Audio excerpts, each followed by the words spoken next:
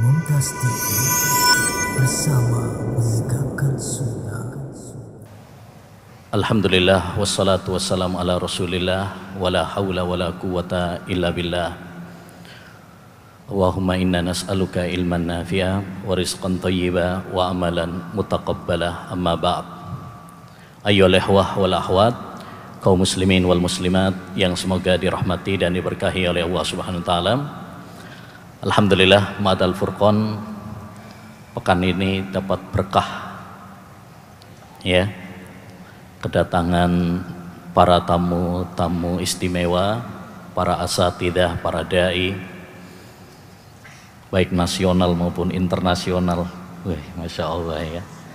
Kan kemarin dapat kunjungan Syekh ya kan. Alhamdulillah. Sekarang alhamdulillah juga kita mendapatkan kesempatan berkah insyaallah taala kedatangan tamu istimewa ya, yaitu Ustadzuna Aminur Ba'ith hafizahullahu taala wara'ah. Dan seperti dalam peribahasa Arab, idza habbatir riyahu fahtanimha, apabila ada angin berhembus manfaatkan baik-baik. Alhamdulillah beliau telah menyempatkan waktunya spesial untuk Al-Furqan ya, karena aslinya udah lama kita minta untuk berkunjung ya, tapi sering dilewati Ustaz ya. Alhamdulillah sekarang lunas utangnya. Alhamdulillah.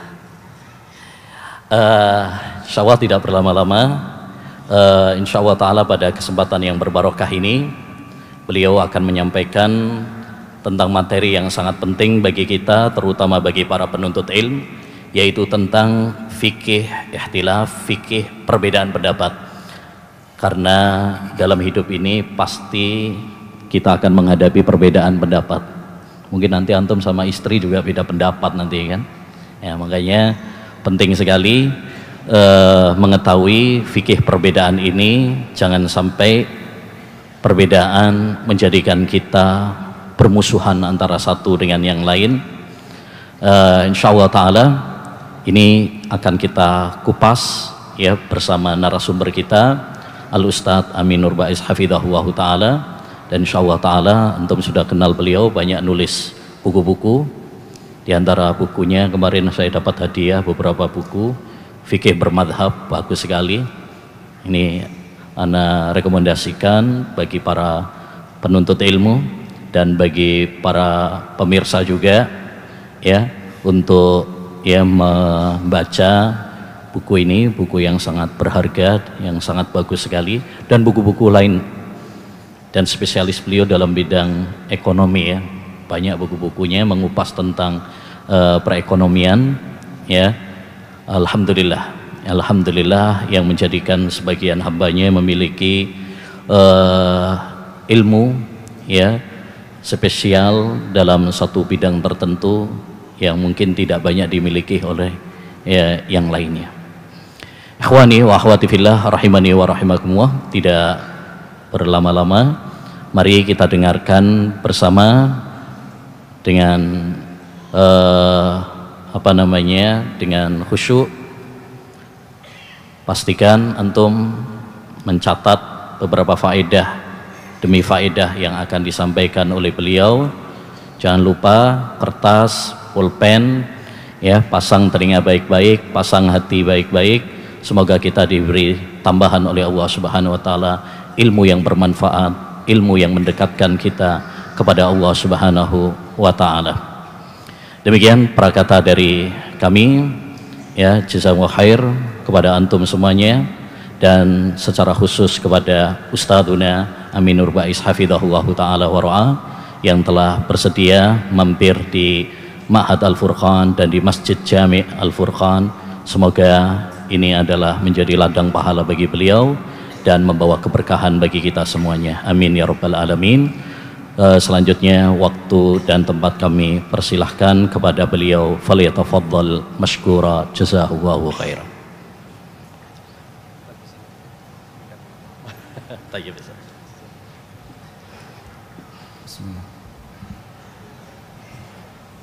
Assalamualaikum warahmatullahi wabarakatuh. Waalaikumsalam warahmatullahi wabarakatuh. Alhamdulillahi rabbil alamin. Wassalatu wassalamu ala ashrafil mursalin Nabiyyina wa maulana Muhammadin wa ala alihi wa sahbihi ajma'in. Wa ashhadu an la ilaha illallah wahdahu la syarika lah. Wa ashhadu anna Muhammadan abduhu wa rasuluh. Salawatu rabbi wa salamu alaihi wa ala alihi wa ashabihi wa man sara ala nahjihi wa istanna bi sunnatihi ila yaumiddin. Alhamdulillah, puji syukur kita haturkan kehadirat Allah Subhanahu wa taala. Dialah zat yang mengumpulkan kita bersama komunitas ahlu sunnah. Di lingkungan ahlu sunnah bisa belajar di ma'had ahlu sunnah. Kita berharap kepada Allah, semoga sebagaimana Allah Ta'ala mengumpulkan kita di majelis ini, kelak nantinya di akhirat Allah kumpulkan kita kembali di surga. Amin. Dan sebuah kebanggaan yang luar biasa, saya bisa bertemu kembali dengan guru saya, Al-Ustadz Al-Fadil Abu Ubaidah hafizahullahu ta'ala wa ra'ah. Dan mohon untuk diketahui bahwa saya termasuk salah satu alumni Al-Furqan, meskipun bisa jadi tidak diakui. Masya Allah. Karena cuma sebentar ya. Dulu ikut daurah bahasa di sini kurang lebih 1 bulan pada waktu masih mahasiswa. Masya Allah. Masya Allah. Sebenarnya saya sangat grogi kalau berbicara di hadapan para jamaah semua, karena di sini ada banyak sekali calon-calon ustadz, calon-calon masyayikh, bahkan termasuk di antara yang saya yakin di hadapan saya ada banyak ustadz yang sedang kamuflase jadi santri, seperti sedang sidang skripsi. Semoga nanti mohon bimbingannya Ustadz ya, barangkali dalam apa yang saya sampaikan banyak yang salah. Saya awali dengan perkataan yang disampaikan oleh Ayyub As-Sakhtiyani rahimahullah. Inna min ni'amillahi azza wa jalla ba'da an hadahu Allahu ilal Islam ay yuqayyidahu bi syaikhin min ahli sunnah. Bagian dari nikmat Allah yang Allah berikan kepada hambanya setelah Allah berikan hidayah untuknya sehingga dia masuk Islam, Allah Subhanahu wa ta'ala memberikan seorang guru yang menyertainya dari kalangan ahlu sunnah, sehingga kita bisa menyelami Islam dengan benar, bisa mengenal Islam dengan baik.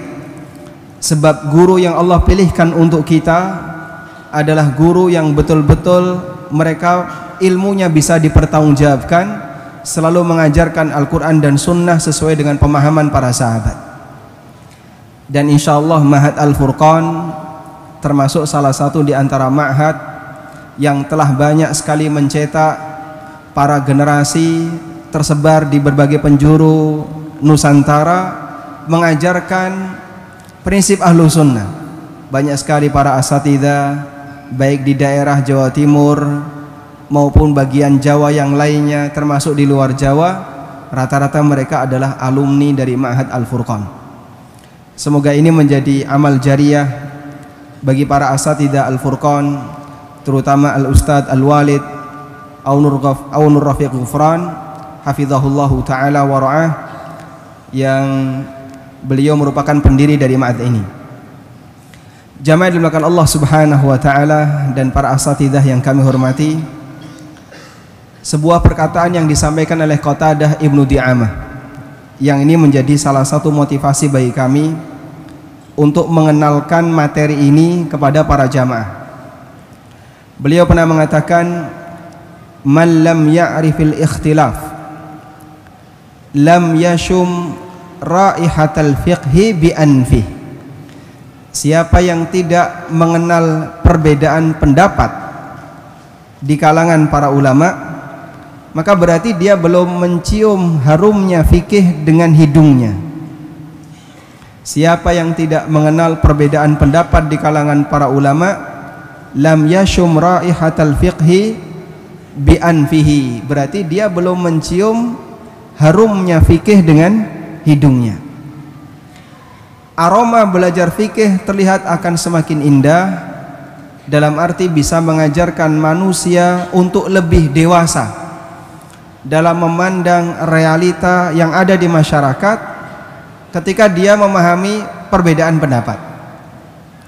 Karena salah satu di antara penyebab sebagian ikhwah yang sudah ngaji kemudian dia lebih mudah memberikan vonis, di antara sebabnya adalah kurang memahami perbedaan pendapat. Kemarin saya sempat mendapatkan sebuah poster ya, yang poster itu menyebutkan ciri-ciri masjid ahlu sunnah. Nah, di antara yang disebutkan adalah tidak melakukan kunut subuh. Tidak melakukan kunut subuh. Kita memang yang ada di sini Al-Furqan ikut kunut atau tidak, Ustaz? Kunut nazilah. Kunut nazilah, Masya Allah. Kita memang berpendapat bahwasanya ketika subuh tidak melakukan kunut, tapi menyebut bahwa ketika di sebuah masjid melakukan kunut subuh sebagai masjid yang bukan masjid ahlu sunnah, ini termasuk kesimpulan yang tidak tepat. Karena kita mengetahui bahwa kunut subuh termasuk di antara ikhtilaf ijtihadiyah, perbedaan yang muncul didasari karena ijtihad para ulama, sehingga ada sebagian madhab yang mensyariatkan kunut subuh seperti madhab Syafi'iyah dan madhab Malikiyah. Maka menyebut masjid yang tidak kunut subuh sebagai masjid bukan ahlu sunnah, ini termasuk di antara kesimpulan yang kurang tepat. Itu salah satu di antara contoh ya, efek samping ketika orang yang sudah belajar agama tapi dia tidak mengetahui adanya perbedaan, akhirnya sampai memberikan sebuah label yang itu tidak sesuai dengan realita yang ada di lapangan. Sebenarnya hal yang sama juga dialami oleh masyarakat secara umum. Kita mengetahui misalnya ada orang yang dia tidak memahami perbedaan sunnah-sunnah Nabi SAW yang disebut dengan ikhtilaf tanawwu. Yang disebut dengan ikhtilaf tanawwu. Rasulullah SAW mengajarkan beberapa redaksi doa dalam sholat.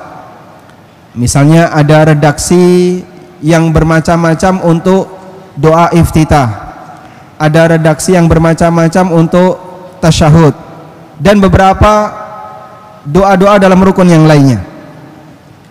Sampai kemudian ketika dalam sebuah lembaga pendidikan, redaksi yang diajarkan dalam gerakan tertentu hanya satu doa, akhirnya dipahami berarti doa inilah yang paling benar, selain itu jadi dianggap keliru. Maka kita mengenal ada istilah tahiyatnya Muhammadiyah. Gimana redaksinya? At-tahiyatu lillah wassalawatu wattayyibat assalamu alayka ayyuhan nabi. Ini diklaim sebagai tahiyatnya Muhammadiyah.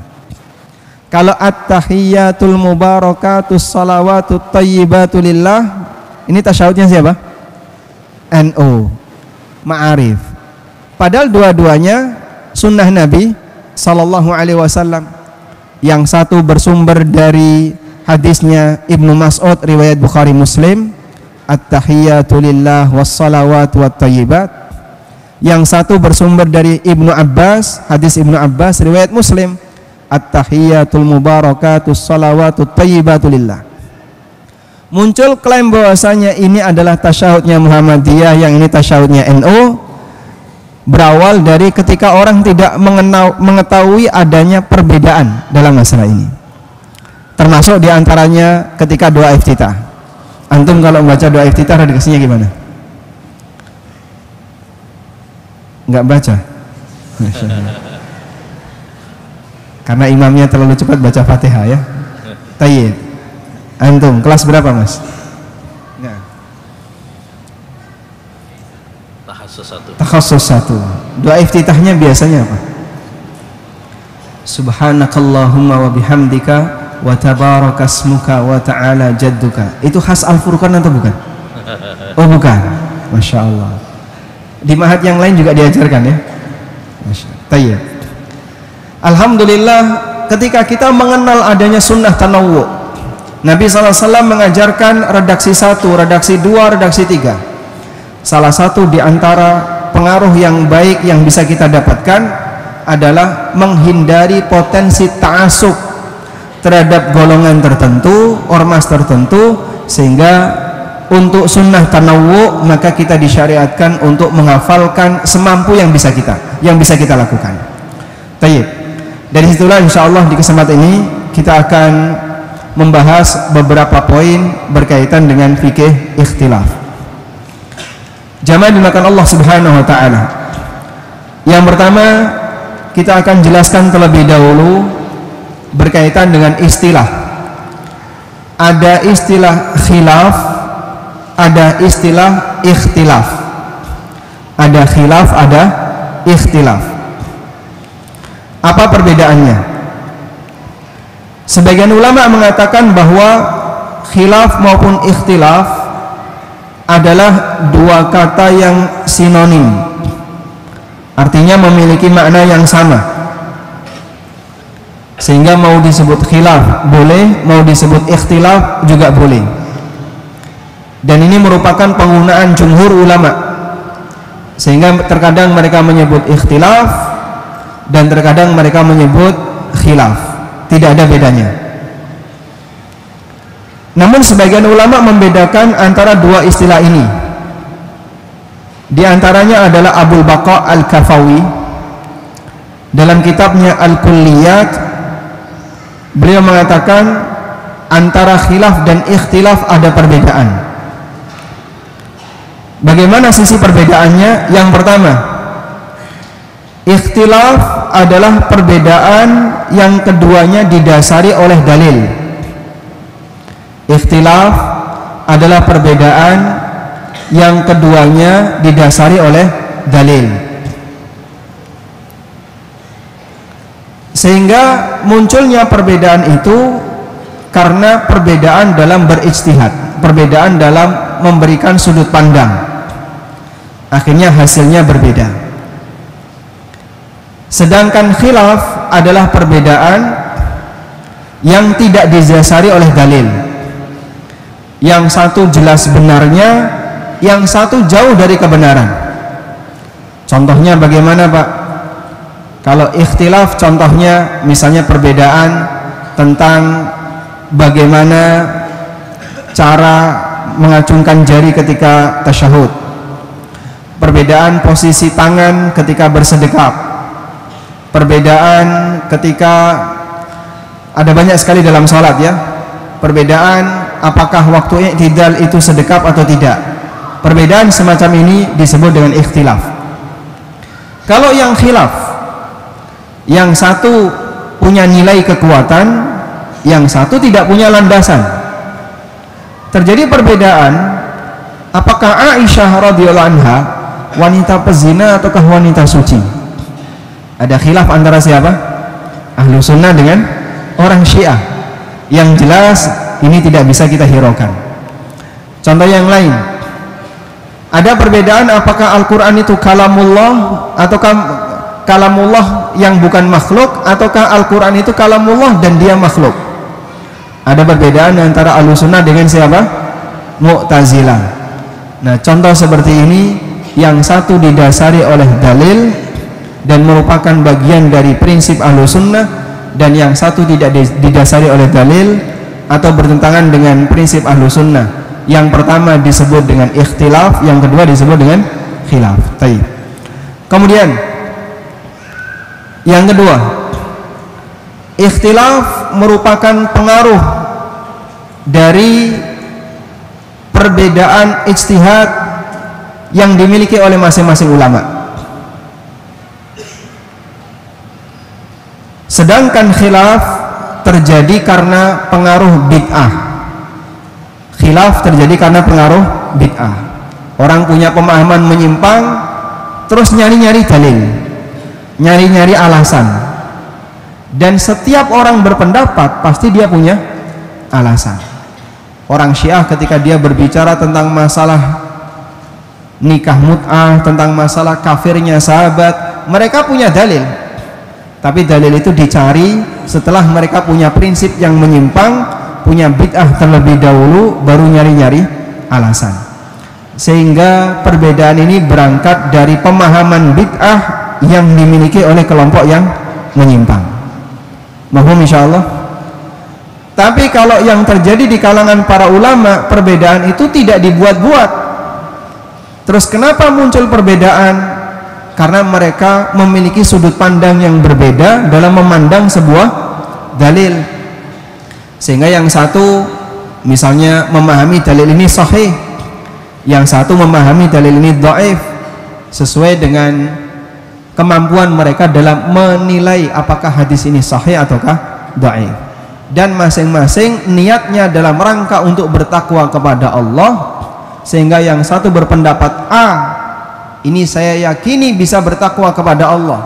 Yang satu berpendapat B, dan dia yakin ini adalah jalur untuk bertakwa kepada Allah. Berarti ikhtilaf muncul karena apa ini? Semangat untuk berusaha menyesuaikan diri dengan kebenaran. Ikhtilaf itu muncul karena semangat untuk menyesuaikan diri dengan kebenaran. Namun karena manusia dan para ulama mereka berbeda dalam pendekatan, akhirnya hasilnya berbeda. Paham insyaallah? Tayyib. Selanjutnya kita akan memberikan catatan beberapa hal yang perlu kita perhatikan terkait ikhtilaf. Yang pertama,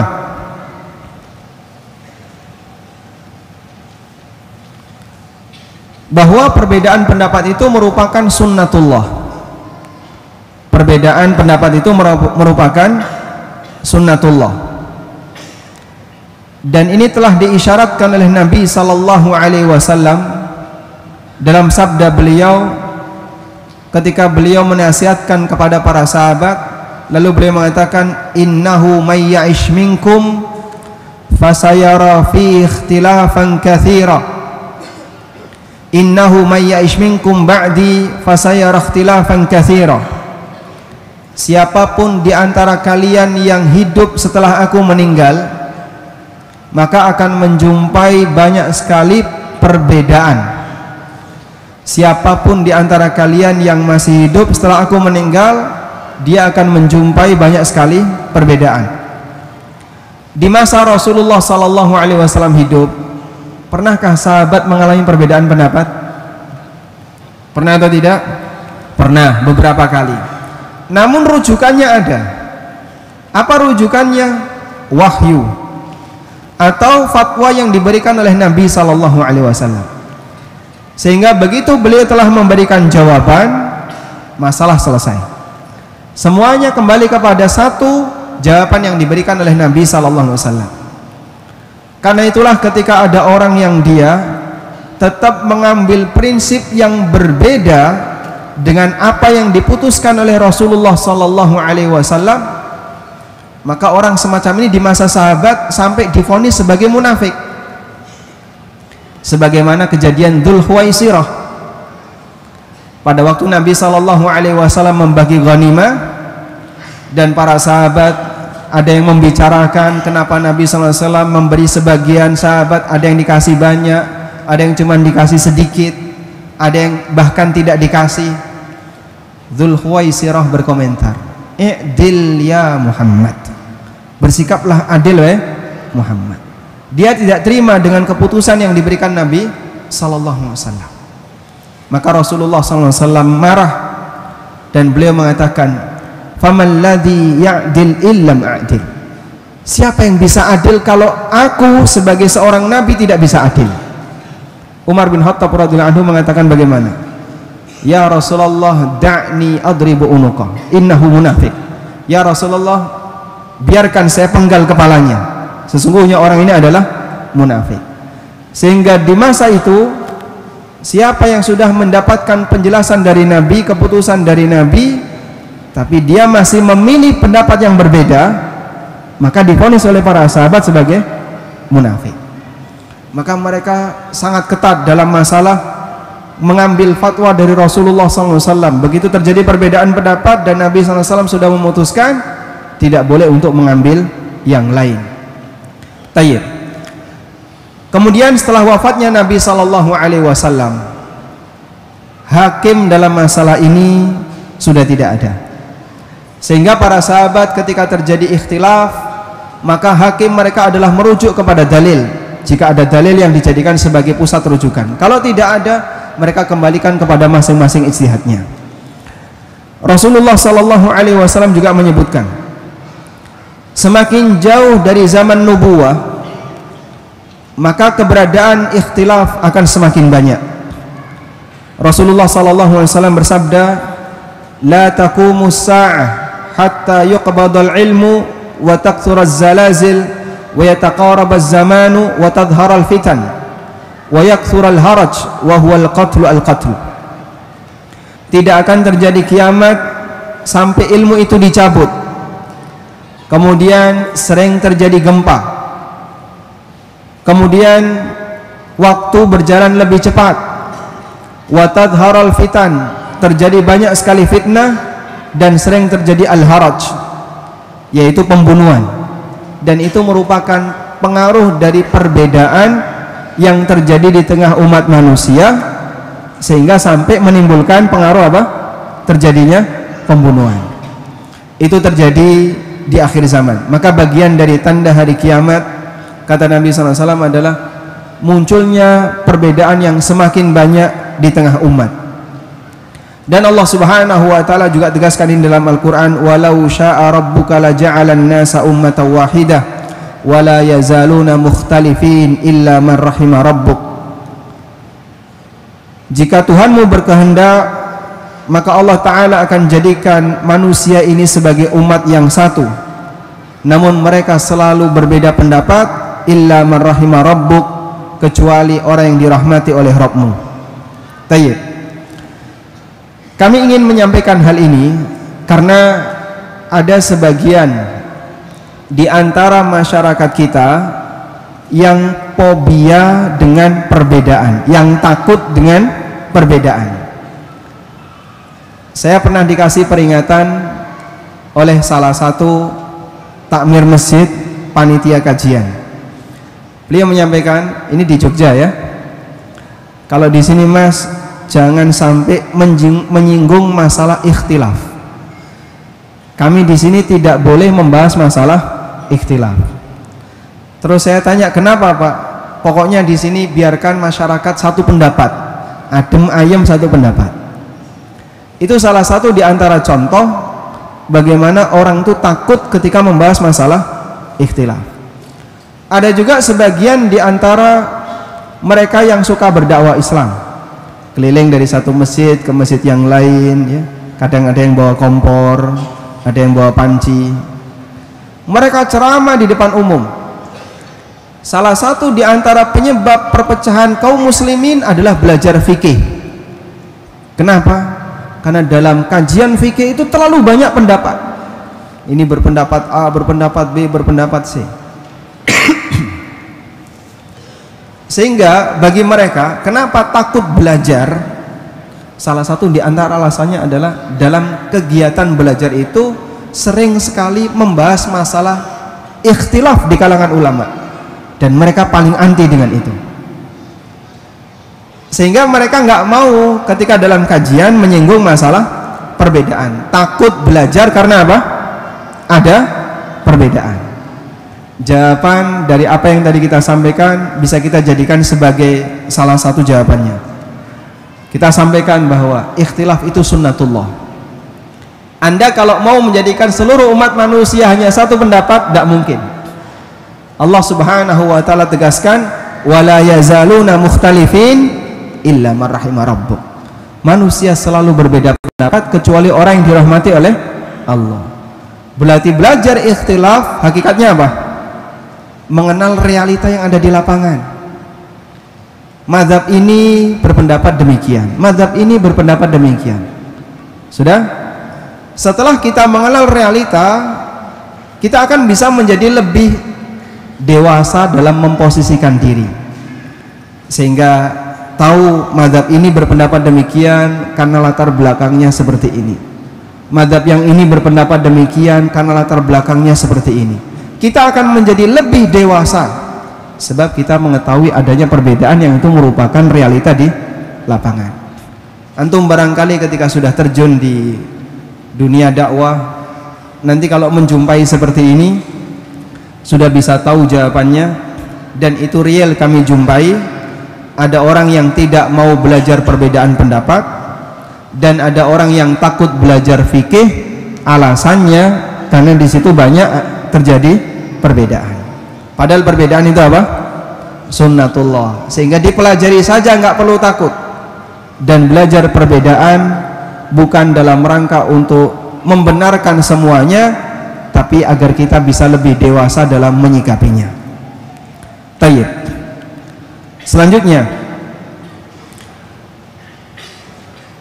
adanya sunnatullah terhadap perbedaan yang ada di lapangan itu merupakan sunnah kauni, masalah kauni, artinya takdir Allah Subhanahu wa ta'ala.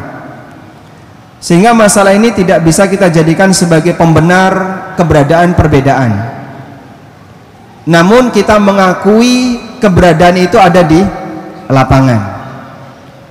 Maksud saya, setelah kita mengenal adanya perbedaan, tujuannya bukan untuk membenarkan semuanya, tapi tujuannya adalah agar kita tahu realita di lapangan. Catatan berikutnya, kita akan membahas tentang macam-macam ikhtilaf. Kita akan membahas tentang macam-macam ikhtilaf. Secara umum, ikhtilaf bisa kita bagi menjadi dua. Ikhtilaf bisa kita bagi menjadi dua. Yang pertama adalah ikhtilafut tanawwu. Ikhtilaf at-tanawwu. Apa itu ikhtilaf tanawwu? Ikhtilaf yang sifatnya ragam, karena semuanya diajarkan oleh Nabi sallallahu alaihi wasallam. Ikhtilaf yang sifatnya ragam karena semuanya telah diajarkan oleh Nabi sallallahu alaihi wasallam. Dan ikhtilaf tanawwu ada dua. Yang pertama, ada yang disatukan sehingga salah satu tidak diberlakukan. Yang pertama, ada yang disatukan sehingga salah satu tidak diberlakukan. Saya ulang ya. Ikhtilaf tanawwu tadi apa? Perbedaan yang sifatnya ragam karena semuanya diajarkan oleh Nabi sallallahu alaihi wasallam. Nah, untuk ikhtilaf jenis ini ada dua. Yang pertama, ada yang sudah disatukan.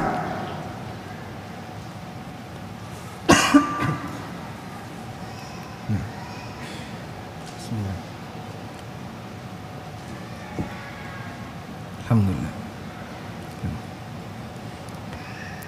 Baik, kita ulang ya.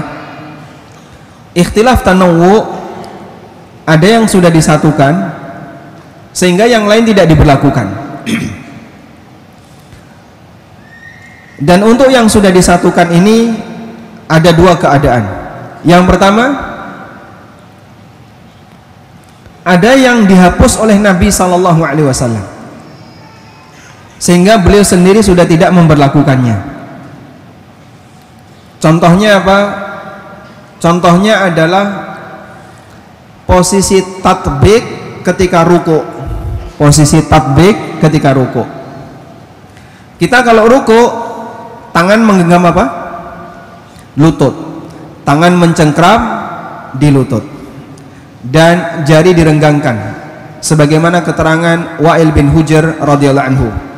Kana Nabi sallallahu alaihi wasallam idza raka'a farraja asabi'ah wa idza sajada dhamma asabi'ah. Nabi sallallahu alaihi wasallam kalau ruku beliau renggangkan jarinya, kalau sujud beliau rapatkan jarinya. Kita ketika ruku menggenggam lutut. Dulu ada cara ruku yang berbeda dengan ini, yaitu posisi tatbik. Bagaimana posisi tatbik? Kedua telapak tangan digabungkan begini, lalu ditaruh di tengah antara dua lutut. Yang pakai sarung, pakai jubah bisa praktek. Kalau pakai celana bolong ya. Baik, coba ada yang pakai sarung di sini? Yang pakai sarung tidur orangnya. Masya Allah. Barakallahu fiik. Barakallahu fiik. Tayyib. Bisa dipraktekkan tatbik bagaimana tadi? Oke, coba praktek tatbik. Begini, berdiri. Nah, berdiri. Nah, berdiri sudah.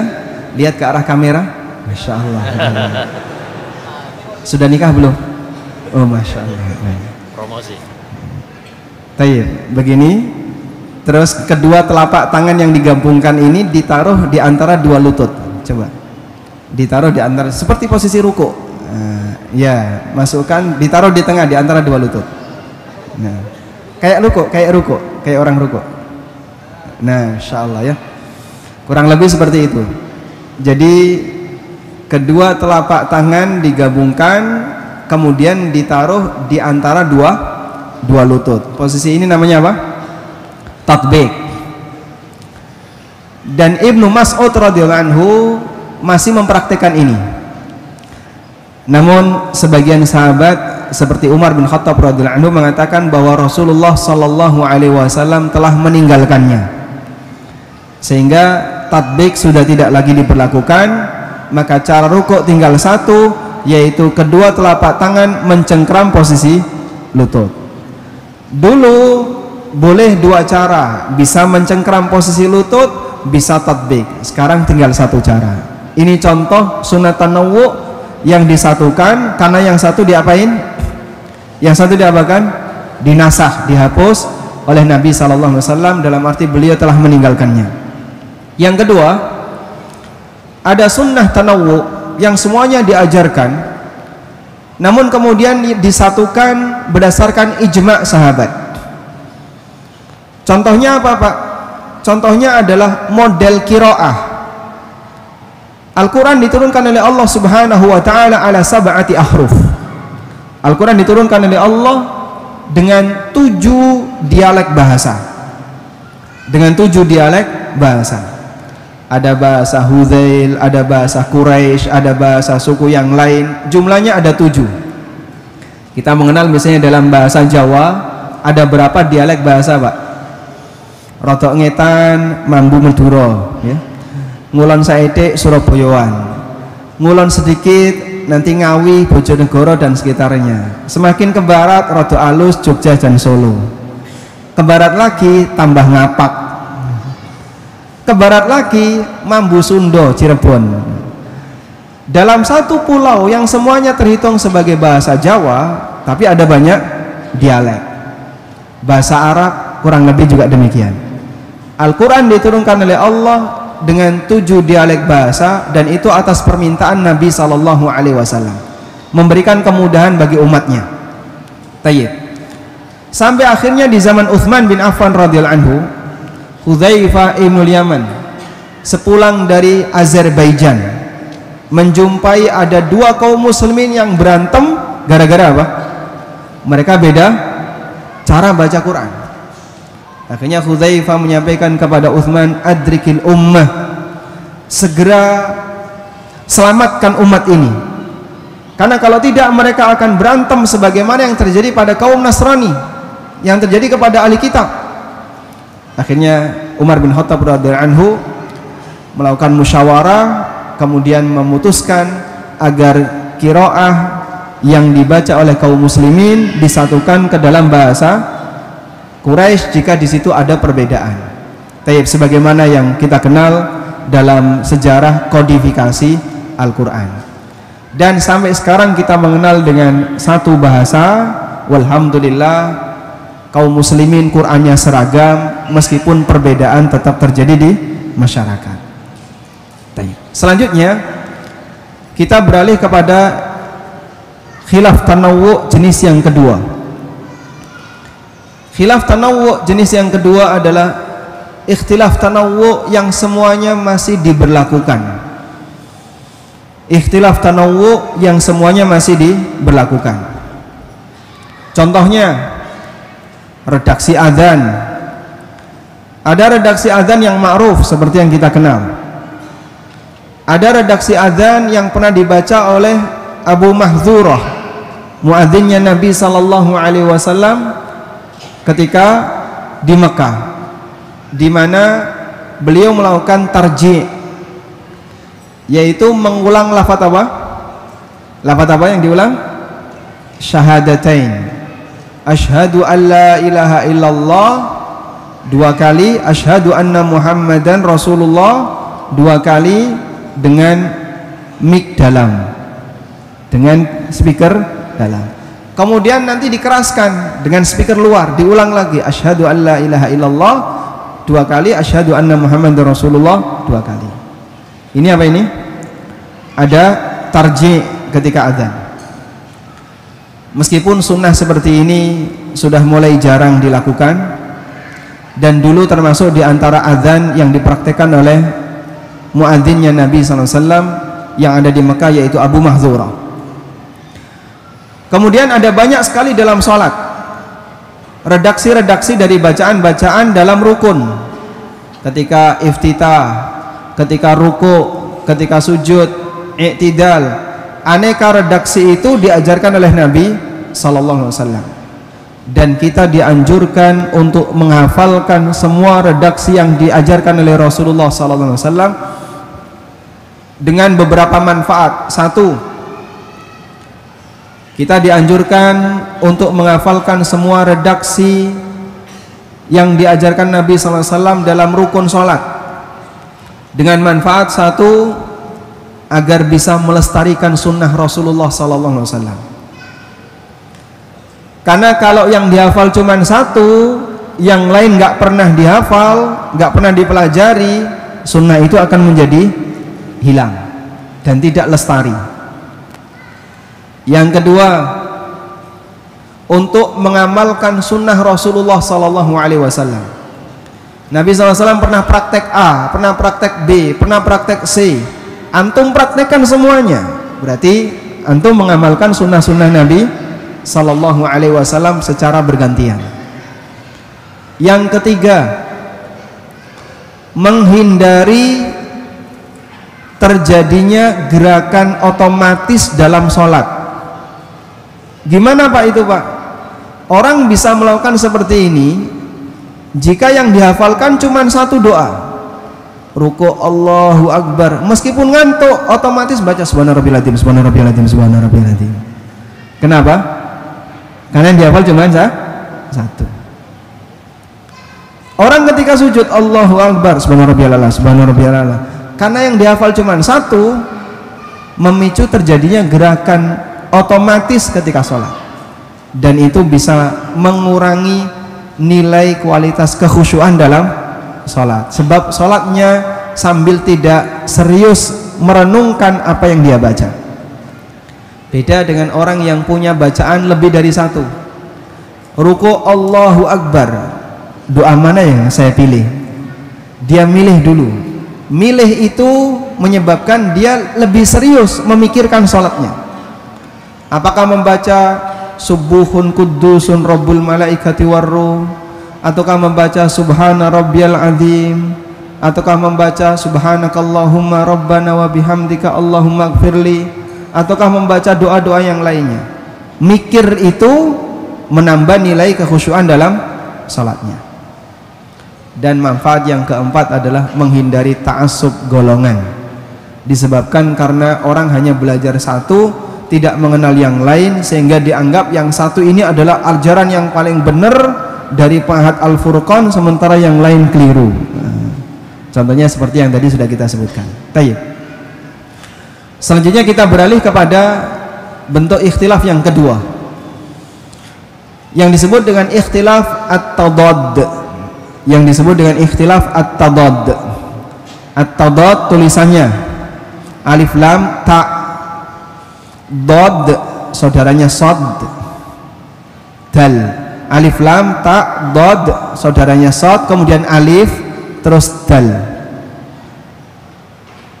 Ikhtilafut tadad disebut ikhtilafut tadad dari kata diddun. Diddun artinya apa? Lawan. Karena perbedaan ini saling bertentangan. Saling bertentangan dalam hal apa? Saling bertentangan dalam hal nilai kebenaran. Saya ulang ya. disebut sebagai ikhtilaf tadad karena perbedaan ini saling bertentangan. Bertentangan dalam hal apa? Dalam hal nilai kebenaran.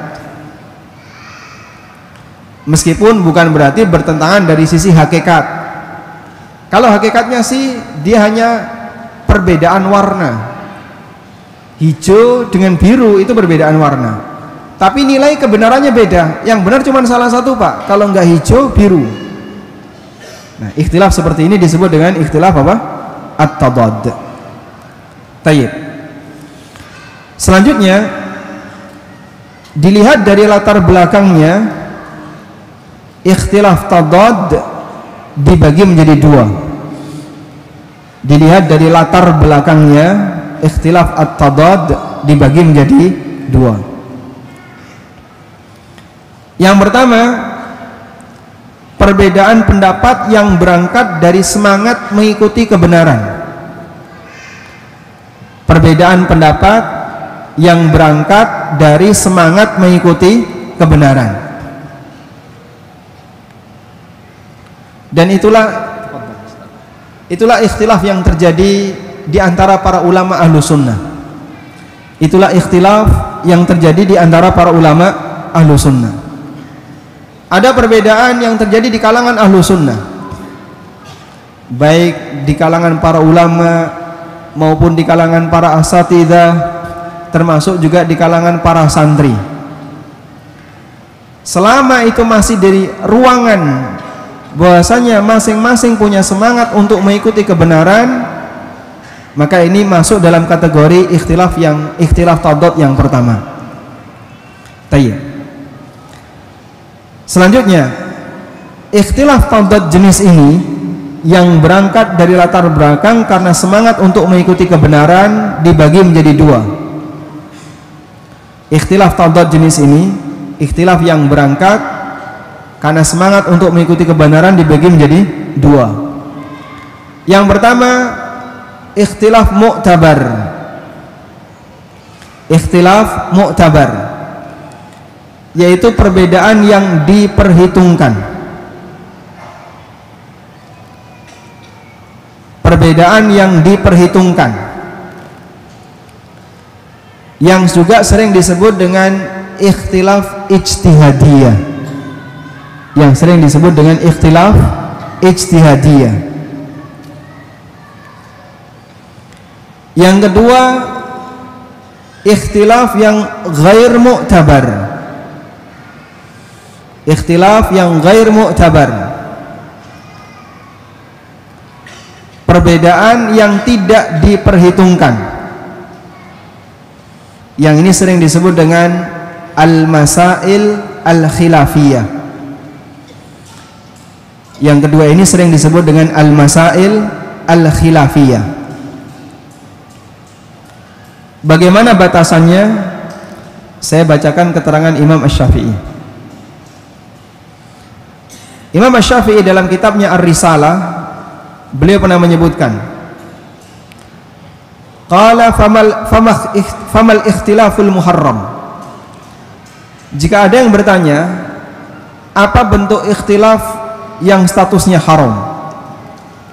Qultu, kata beliau, kullu ma aqama Allahu bihil hujjata fi kitabihi au ala lisani nabihi sallallahu alaihi wasallam mansusan bayyinan lam yahillal ikhtilafu fihi liman alimahu. Maka aku jawab, bentuk ikhtilaf apa yang haram? Kata Imam Syafi'i, semua masalah yang telah Allah jelaskan dalam kitabnya atau melalui lisan nabinya sallallahu alaihi wasallam dengan dalil yang tegas. Saya ulang, kata Imam Syafi'i, perbedaan apa yang statusnya haram? Kata beliau, semua permasalahan yang telah dijelaskan oleh Al-Quran atau oleh sunnah Nabi sallallahu alaihi wasallam dengan penjelasan yang tegas, maka tidak halal adanya ikhtilaf. Maka tidak halal adanya ikhtilaf. Liman alimahu, bagi orang yang mengetahui dalil itu. Tidak halal adanya ikhtilaf bagi orang yang mengetahui dalil itu. Dipahami di sini? Tayyib. Sehingga kalau sudah jelas keterangannya dari Al-Quran maupun hadis, nggak boleh ada yang berbeda. Nah, ketika masih ada perbedaan dan itu masih dalam ruangan ahlu sunnah, maka termasuk di antara ikhtilaf yang ghair mu'tabar, meskipun kita tidak suudzon kepada ulama yang punya pendapat yang berbeda, karena bisa jadi beliau berbeda itu sebabnya tidak mengetahui dalil, belum sampai hadis itu kepadanya, atau karena ada alasan yang lain. Mafhum insyaallah? Tayyib.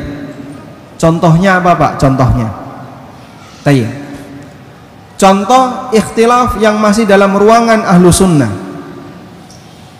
dan dia statusnya ghair mu'tabar. Yang satu dalilnya sangat kuat, yang satu sangat lemah, atau yang satu bahkan tidak didukung oleh dalil atau bertentangan dengan dalil kuat ini. Misalnya, terdapat perbedaan pendapat, apakah takbiratul ihram itu termasuk rukun sholat atau bukan? Dalam madhab jumhur ulama, jamaahir ulama mengatakan takbiratul ihram termasuk rukun sholat. Tapi menurut Hanafiyah, takbiratul ihram bukan termasuk rukun sholat. Sehingga dalam madhab Hanafiyah, orang boleh sholat meskipun tidak mengucapkan Allahu Akbar. Terjadi ikhtilaf di antara para ulama, masih dalam ruang lingkup ahlu sunnah. Seusai orang takbiratul ihram, apakah disyariatkan untuk sedekap ataukah tangan dilepas? Ada ikhtilaf antara jumhur ulama dengan Malikiyah. Sebagian ulama Malikiyah melepas tangannya dan dia tidak sedekap, bahkan menilai sedekap ini tidak disyariatkan sehingga makruh untuk dilakukan. Maka yang tepat ketika berdiri tangannya dilepas. Jumhur ulama mengatakan nikah itu harus pakai wali.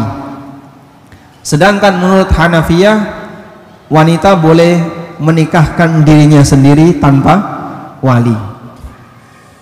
Sehingga antum ketika ngelamar tidak perlu tanya ke bapaknya, langsung ke sasaran. Kalau setuju bisa langsung akad nikah, karena tidak harus pakai wali. Ini kalau membahas nikah kok senyum-senyum kenapa? Kelas berapa Mas? Gedek-gedek. Oh bukan santri. Santri kelas berapa? Kelas 2 MTS Mas. Udah nikah? Belum. Sensitif kalau santri bahas masalah nikah ya. Kita balik ke sini. Nah, ketika ada perbedaan ini, kenapa kok Hanafiyah memilih pendapat seperti itu? Dia punya pendapat demikian. Kita yakin latar belakangnya bukan karena mereka punya penyimpangan, tapi mereka punya latar belakang bahwasanya inilah yang lebih sesuai kebenaran, tapi jauh dari hasilnya, jauh dari kebenaran. Dipahami insyaallah? Saya ulang ya, semua perbedaan pendapat dalam lingkungan ulama ahlu sunnah adalah perbedaan pendapat yang didasari oleh semangat apa? Mengikuti kebenaran. Namun hasilnya ada dua, ada yang layak untuk diakui, ada yang tidak layak untuk diakui. Yang layak diakui disebut apa tadi? Ikhtilaf mu'tabar. Yang tidak layak untuk diakui disebut apa? Ikhtilaf ghairu mu'tabar. Tayyib. Sehingga ketika tidak layak diakui, sebabnya adalah yang satu nilai kekuatan kebenarannya sangat besar, sementara yang satunya nilai kekuatan kebenarannya kecil, sehingga tidak layak untuk diakui. Nah, Imam Syafi'i melanjutkan, wa ma kana min dzalika yahtamilu ta'wil wa yudraku qiyasan fadhahaba al-muta'awwilu awil qayisu ila ma'nan yahtamiluhu al-khabar awil qiyas fa in khalafahu fi ghairuhu lam aqul innahu yadhiqu alaihi dhiqal khilafil mansus. Lalu beliau sebutkan bentuk ikhtilaf yang mu'tabar. Namun jika dalil itu masih memungkinkan untuk ditakwil atau masalah itu dipahami berdasarkan qiyas, lalu ulama yang mentakwil atau yang menggunakan qiyas mengambil pendapat yang masih bisa diterima secara takwil dan qiyas, lantas ada ulama lain yang berbeda pendapat dengannya, kata beliau, menurut saya tidak boleh disempitkan sebagaimana kasus ikhtilaf yang menyalahi dalil tegas. Ini kesimpulan dari Imam Asy-Syafi'i. Jadi tadi kita membuat kesimpulan ikhtilaf ada yang mu'tabar dan tidak mu'tabar. Ini berdasarkan keterangan Imam Asy-Syafi'i dalam kitab Ar-Risalah. Berdasarkan keterangan Imam Syafi'i dalam kitab Ar-Risalah. Kitab Ar-Risalah itu kitab apa jamaah? Kitab usul fikih yang pertama. Kitab usul fikih, kitab yang dianggap sebagai kitab usul fikih yang pertama. Siapa penulisnya? Muhammad bin Idris Asy-Syafi'i rahimahullah. Baik. Selanjutnya,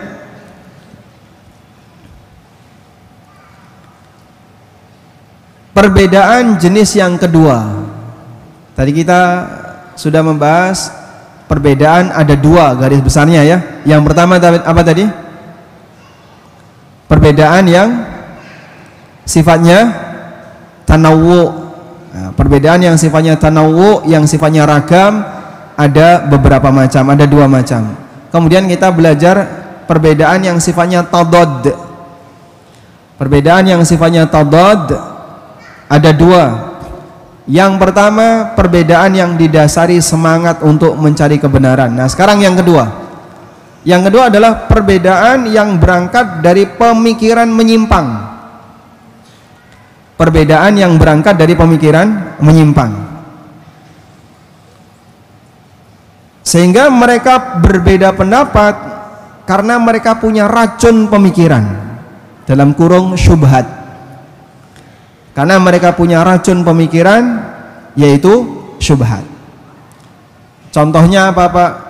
Perbedaan dalam masalah akidah antara ahlu sunnah dengan mu'tazilah, antara ahlu sunnah dengan khawarij. Perbedaan dalam masalah menilai pemimpin yang zalim. Ada perbedaan antara ahlu sunnah dengan mu'tazilah, antara ahlu sunnah dengan khawarij. Perbedaan dalam menilai orang yang melakukan dosa besar. Ada perbedaan antara Ahlussunnah dengan Khawarij dan Mu'tazilah. Semua perbedaan itu, kenapa Mu'tazilah beda pendapat, kenapa Khawarij beda pendapat? Karena latar belakangnya adalah apa tadi? Syubhat. Racun pemikiran yang ada pada diri mereka, sehingga mereka membuat adanya beda pendapat. Dan perbedaan semacam ini layak untuk dinyatakan sebagai pendapat yang menyimpang, dalam kurung sesat, gitu ya. Karena ini keluar dari syubhat. Tayyib. Selanjutnya kita beralih ke catatan yang ketiga. Syarat ikhtilaf yang mu'tabar. Syarat ikhtilaf yang mu'tabar.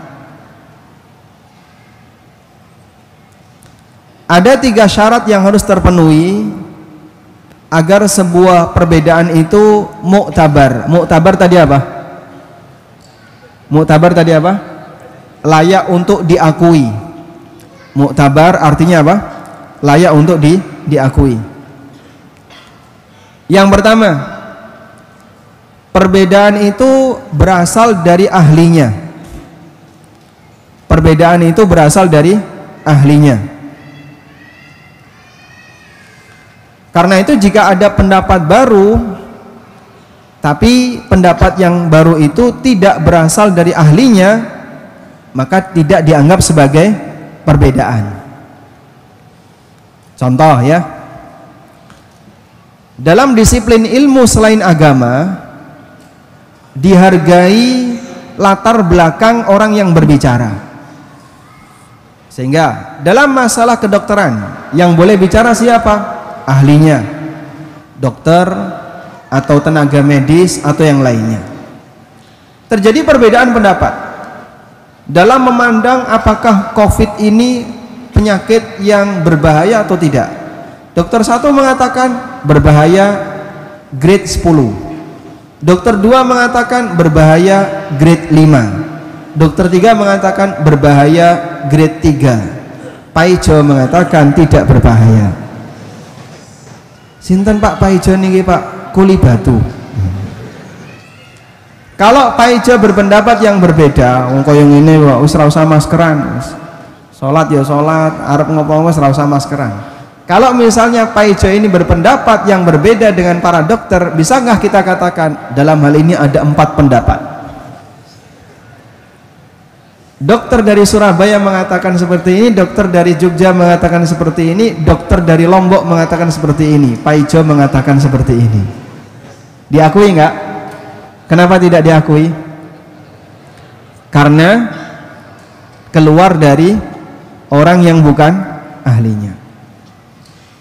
Dan itu diakui dalam semua disiplin ilmu. Maka dalam ilmu agama kita juga harus mengakui bagian itu. Sehingga tidak boleh sembarangan orang bicara dalam masalah ilmu agama. Latar belakangnya ahli matematika. Dia bicara masalah sejarah yang dikaitkan dengan realita yang Allah sebutkan dalam Al-Quran. Akhirnya dia membuat kesimpulan, kerajaan Nabi Sulaiman itu ada di Magelang, yaitu Candi Borobudur. Kemudian daerahnya disebut dengan Sleman. Itu tempat saya ya. Makanya disebut Sleman dikaitkan dengan nama Nabi Sulaiman. Lalu Ratu Bilqis itu kerajaannya ada di Prambanan. Karena itu disebut daerah sekitar Prambanan sebagai Kecamatan Boko. Nah, di situ ada namanya Kecamatan Boko dari kata Bilqis. Ini godak-gadik orang matuk. Dan orang percaya, Pak. Ada orang yang percaya. Ada salah satu di antara pembaca di web konsultasi syariah.com ya. Dulu beliau sering menyumbangkan tulisan. Tapi kami melalui majalah Al-Furqan yang kami kutip lalu kami taruh di web konsultasi syariah. Ada kolom pertanyaan. Salah satu di antara pembaca mengatakan, "Pak, saya siap berdebat untuk membela bahwa betul Candi Borobudur itu kerajaannya Sulaiman." Masya Allah. Karena yang berbicara ini orang doktor, profesor, ahli bidang matematika. Betul apa kata pepatah Arab? Likulli syai'in warith. Antum buang apapun itu pasti ada yang nemu. Antum buang apapun itu pasti ada yang nemu. Buang minyak wangi ada yang nemu. Buang tisu mungkin ada yang nemu. Botol bekas dibuang ada yang nemu. Puntung rokok dibuang ada yang nemu. Makanya kalau ada orang yang punya pendapat yang aneh kok punya pengikut, likulli syai'in warith. Manusia itu buang apapun ada yang nemu. Sehingga tidak heran kalau di negara kita termasuk di antara tempat yang sangat subur untuk pertumbuhan adanya sekte-sekte baru, keyakinan-keyakinan yang nyeleneh, yang aneh. Orang itu betapa mudahnya untuk mengikuti orang lain hanya sebatas melihat gelar. Baik. Akhirnya dalam masalah agama, kadang orang tidak memperhatikan masalah ini. Terlihat suasana ini begitu nampak di dunia kampus. Mimbar yang ada di Maskam ya, Masjid Kampus UGM. Ini saya cerita pengalaman dulu. Kalau yang ngisi kultum tarawih itu berasal dari dosen teknik, maka dia berbicara pakai Al-Quran dipaksa untuk mendukung teknik. Kalau yang ngisi kultum berasal dari dosen MIPA, nanti dia bicara dengan Quran dipaksa untuk mendukung ilmu kimia.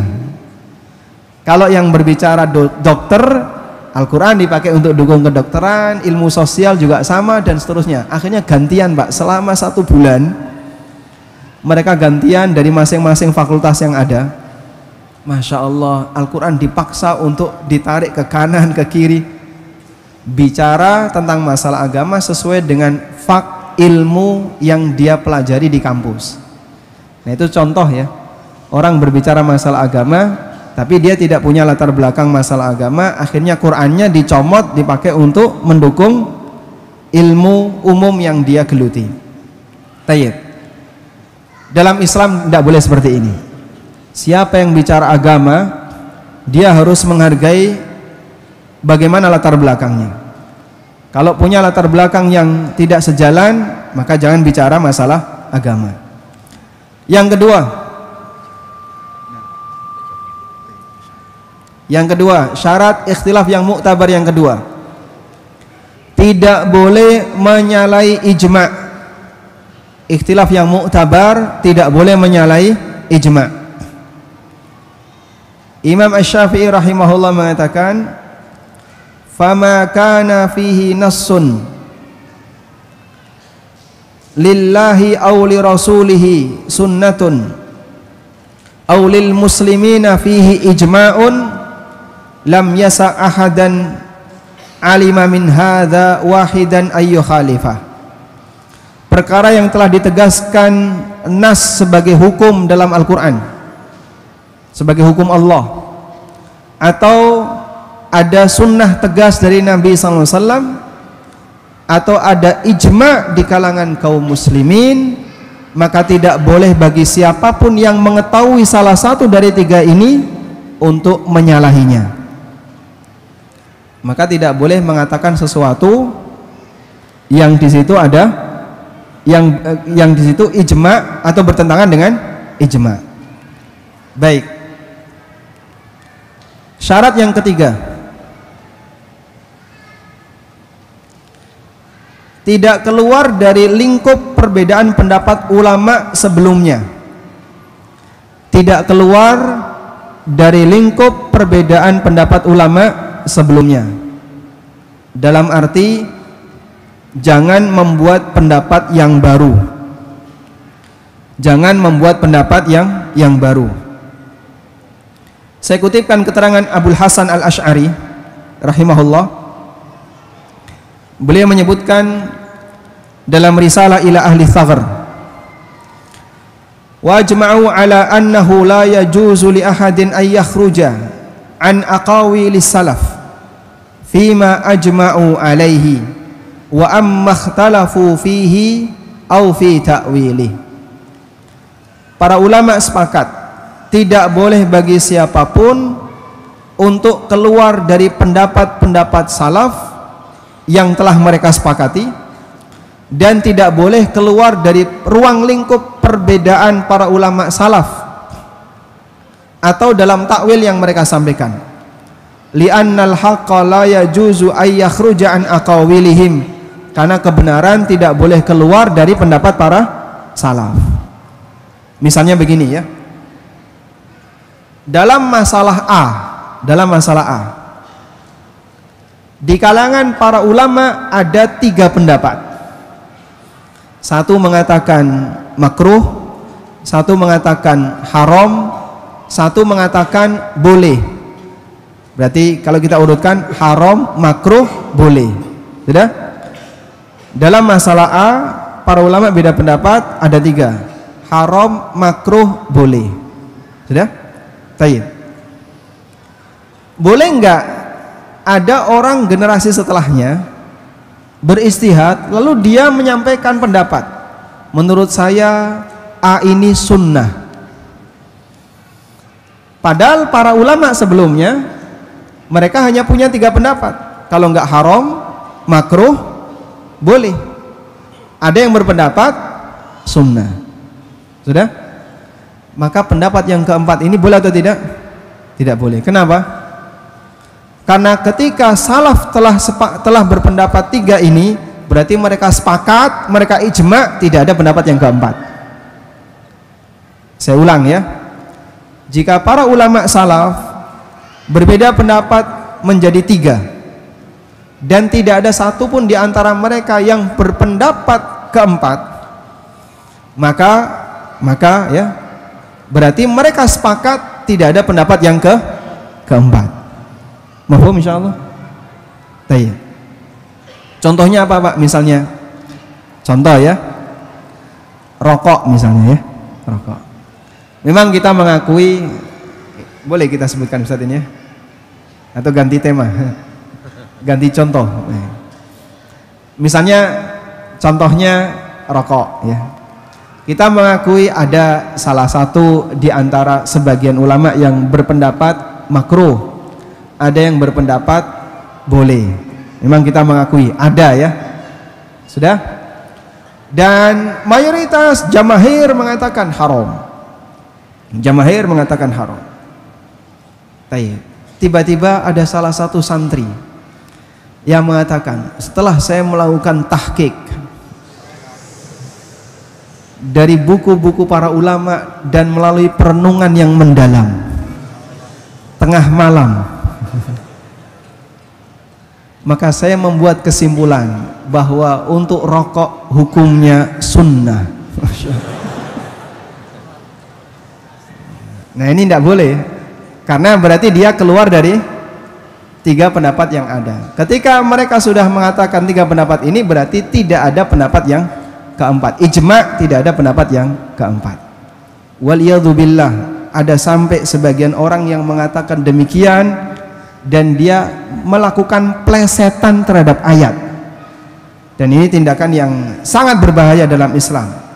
Allah berfirman, warka'u ma'ar raki'in. Artinya apa? Rukuklah kalian bersama orang-orang yang rukuk, tapi dia plesetkan dengan merokoklah bersama orang-orang yang merokok. Jadi yang merokok jama'i. La haula wala quwata illa billah. Nah ini tidak boleh. Karena itu jika sudah ada 3 pendapat dan tidak ada yang keempat, maka terlarang untuk mengambil atau memilih pendapat yang berbeda. Walhamdulillah. Kemudian yang terakhir ya, yang terakhir, catatan yang terakhir, ikhtilaf bukan dalil. Ikhtilaf itu bukan dalil. Jadikan ini sebagai prinsip. Ada banyak orang ketika diingatin, Mas ini tidak boleh loh Mas, ini dilarang. Kan masih ada khilaf. Nah, kan masih ada ikhtilaf. Terus kenapa? Berarti boleh kalau masih ada ikhtilaf. Dan umum seperti itu di masyarakat awam. Bahkan termasuk di antara mereka yang sudah punya semangat untuk Islam ya, kemana-mana kadang bawa bendera Islam, kadang bawa bendera Palestina, kadang bawa bendera yang tulisannya la ilaha illallah. Tapi ketika dia diingetin dengan satu masalah tertentu, dia beralasan, kan ini masih ikhtilaf, masih boleh. Sehingga mereka jadikan ikhtilaf sebagai dalil. Padahal ikhtilaf bukan dalil. Apa dalil kalau ikhtilaf bukan dalil? Apa dalil kalau ikhtilaf bukan dalil? Dan bahkan ikhtilaf butuh dalil. Allah berfirman, fa in tanaza'tum fi syai'in farudduhu ilallahi war rasul in kuntum tu'minuna billahi wal yaumil akhir. Kalau kalian berbeda pendapat dalam masalah apapun, maka kembalikanlah kepada Allah dan Rasulnya jika kalian beriman kepada Allah dan hari akhir. Beriman kepada Allah karena dia menyadari bahwa kebenaran dari Allah hanya satu, dan beriman kepada hari akhir karena dia menyadari pendapat apapun yang aku pilih nanti akan dipertanggungjawabkan di akhirat. Maka tidak ada istilah bahwa ketika ada perbedaan pendapat orang bebas untuk mengambil apapun, bahkan sampai ada yang lebih parah lagi, nanti kalau benar saya dapat pahala, kalau salah saya nanggung dosa kiainya. Kalau ada perbedaan pendapat bebas milih, kalau benar dapat pahala, kalau salah yang nanggung dosa ustadznya atau kiainya. Wah kok enak bener jadi orang awam, nek ngono milih dadi wong goblok masalah agama. Karena kemanapun dia ngikuti kan bebas dari dosa. Dan ini prinsip yang keliru di masyarakat. Anda memilih sebuah pendapat, bersiaplah untuk dipertanggungjawabkan di hari kiamat. Imam Asy-Syafi'i rahimahullah dengan ketika beliau memilih Imam Malik sebagai guru, beliau mengatakan, raditu bi Malikin ayyakuna hujjatan baini wa bainallahi ta'ala. Aku telah ridha untuk menjadikan Imam Malik sebagai hujjah antara aku dengan Allah, sehingga beliau siap kalau ditanya oleh Allah kenapa mengambil pendapatnya Imam Malik, kenapa berguru kepada Imam Malik, Imam Syafi'i siap untuk menjawabnya karena melihat bagaimana gurunya yang begitu komitmen dengan Al-Quran dan Sunnah ala manhaj para sahabat. Wallahu ta'ala alam, demikian yang bisa kita sampaikan. Walhamdulillahi rabbil alamin. Nah.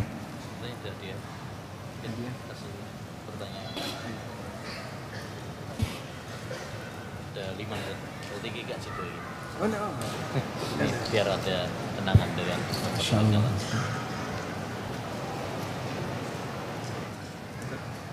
Betul. Ini panitia menyediakan hadiah. Panitia. Buku fikih bermadhab. Sebenarnya pembahasan tentang masalah fikih ikhtilaf masih ada beberapa catatan yang belum bisa kita angkat mengingat keterbatasan waktu. Bagi yang punya buku ini nanti bisa dibaca ya. Ada pembahasan tentang itu. Tayyib. Ada yang mau buku ini? Pertanyaannya.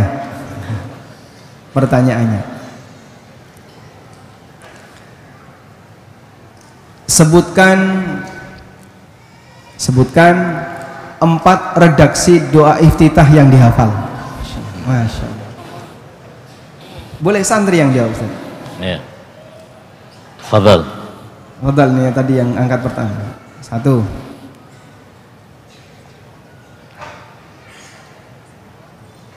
Tayyib. Yang kedua, Allahumma ba'id baini. Yang ketiga, Allahu akbar kabira walhamdulillahi katsira. Yang satu belum. Berarti sampulnya dibusuk ya? Oh, ganti. Yang lain silakan. 4 doa iftitah, 4 redaksi. Tafadhal. Kum ya rajul.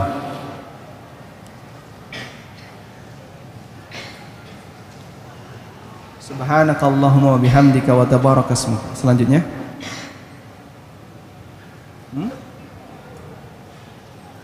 Allahumma rabba Jibril wa Mikail wa Israfil. Selanjutnya. Allahu akbar kabira walhamdulillahi katsira. Selanjutnya yang keempat. Allahumma ba'id baini. Ini enggak hafal depannya aja kan? Lanjutannya hafal kan? Masya Allah.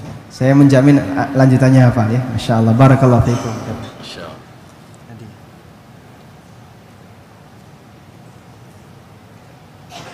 Ya, kenangan dari penulisnya langsung.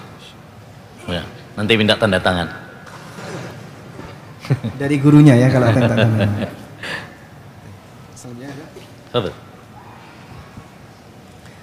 Yang kedua, pertanyaan yang kedua, sebutkan macam-macam ikhtilaf tanawu. Manil awal, ini tadi kan yang pertama. Tafadhal. Kum ya rajul.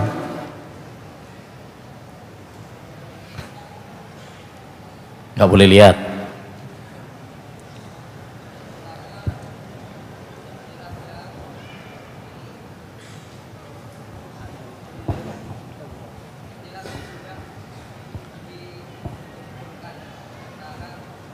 Dikumpulkan, maksudnya disatukan, betul. Nah, dihapus oleh Nabi SAW. Yang kedua, Masya Allah, bukan yang kedua dihapus dengan ijma' sahabat. Kemudian yang kedua, ada yang masih dikumpulkan, ada yang masih diamalkan di antara khilaf-khilaf tersebut. Diberlakukan. Iya, Bukan diamalkan. Masya Allah, barakallahu fiikum. Masya Allah. Betul. Selanjutnya, ada yang punya utang riba? Santri utang riba enggak? Enggak ya, alhamdulillah. Utang SPP paling.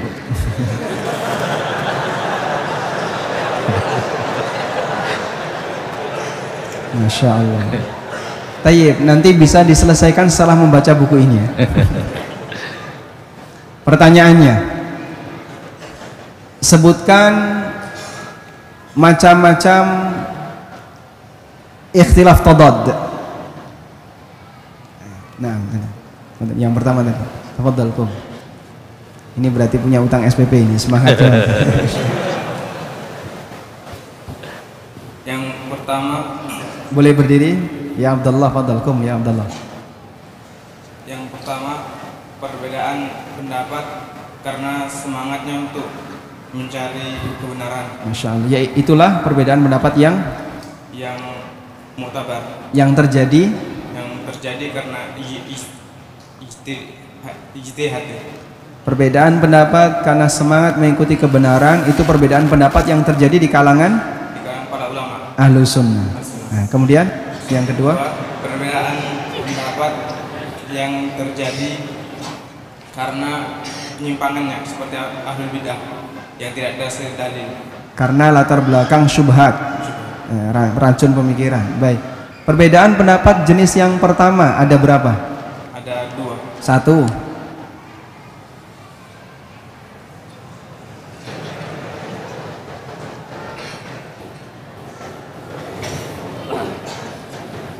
Masya Allah. Baik, saya lengkapi ya. Mu'tabar dan yang muktabar sama yang ghair muktabar. mu'tabar. Barakallahu fiikum. Mau minyak wangi atau minyak telon? Minyak wangi, alhamdulillah. Ini diganti hadiahnya ya karena tidak lengkap nih. Masya Allah. Tadi juga ada yang belum lengkap tuh. Oh, sip. Nah, ini. Nah, Masya Allah.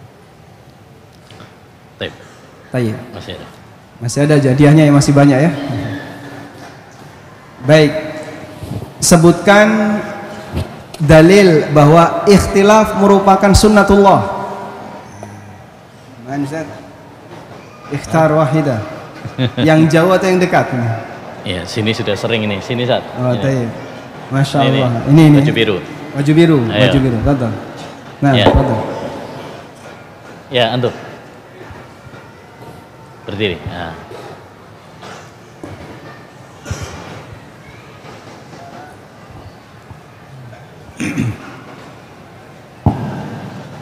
wala yazaluna mukhtalifina hatta illa man rahima rabbuk. Masya Allah. Yang satu, yang kedua.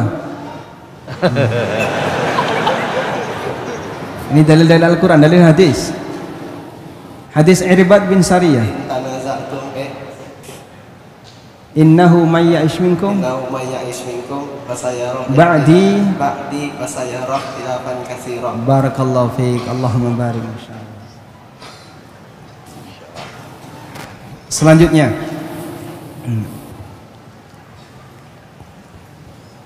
sebutkan perbedaan antara istilah khilaf dan ikhtilaf. Ini soalnya. Fadhal. Bisa berdiri? Pinjam mikrofonnya. Fadhal. Perbedaan yang pertama, ikhtilaf itu lahir dari perbedaan yang didasari dengan dalil. Ya, Sedangkan baik. yang kedua, khilaf itu didasari dari yang tidak berdasarkan dengan dalil. Adapun yang kedua, ikhtilaf itu dari sesuatu yang hak, sedangkan khilaf selainnya hak. Berangkat dari pemikiran yang bid'ah. Yang bid'ah. Barakallahu fiik. Terakhir. Hadiah yang terakhir. Nah, tadi kita sebutkan perkataan dari Qatadah berkaitan dengan keutamaan mempelajari ikhtilaf. Ini semuanya santri yang selain santri ada yang angkat tangan selain santri dan bukan ustadz ya. Tafadhal Pak, Masya Allah. Nah, bukan santri kan? Bukan, tafadhal. Bismillahirrahmanirrahim. Dari Qatadah, barang siapa yang tidak mengenal hilaf atau tidak mengenal ikhtilaf, maka belum mencium harumnya belajar fikih di dalam agama. Lam yashum raihatal fiqhi bi anfihi. Belum Dengan mencium hidungnya. dengan hidungnya. Barakallahu fiikum. Masya Allah. Dari mana Pak? Dari Prupuh. Oh. Dekat ya. Baik. Sudah, Zat. Alhamdulillah, jazakallah. Baik, alhamdulillah, ikhwan, akhwat yang semoga dirahmati oleh Allah Subhanahu wa taala. Dengan demikian selesai sudah acara kita pada sore yang berbarokah ini ya, bersama Ustadzuna Amin Nur Bais dengan tema fikih perbedaan pendapat. Mudah-mudahan kajian ini menambah ilmu yang bermanfaat bagi kita sehingga kita semakin dewasa dalam menghadapi perbedaan-perbedaan pendapat yang ada. Semoga Allah Subhanahu wa taala senantiasa menambahkan ilmu yang bermanfaat kepada kita semuanya. Allahumma inna nas'aluka ilman nafi'a wa rizqan thayyiba wa amalan mutaqabbala. Allahumma anfa'na bima 'allamtana wa 'allimna ma yanfa'una wa zidna ilma. Dan kita tutup dengan doa kafaratul majlis. Subhanakallahumma bihamdika asyhadu an la ilaha illa anta astaghfiruka wa atubu ilaik. Assalamualaikum warahmatullahi wabarakatuh. Waalaikumsalam.